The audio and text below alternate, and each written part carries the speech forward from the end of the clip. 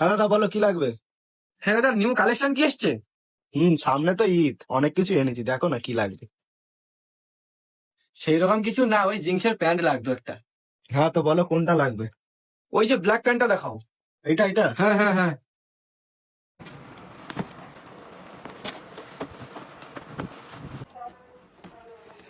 হ্যাঁ ঠিক আছে, এবার দাম কত?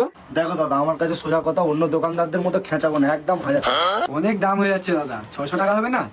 না দাদা, এটা আমার কেনাই পড়ে। দাদা, এটা কেনা পড়ে যে আমার 300 টাকা। আনা ফানাতে তো জানো, 50 টাকার মতো একটু বেরিয়ে দেও ওখানে। আর কি বলবো।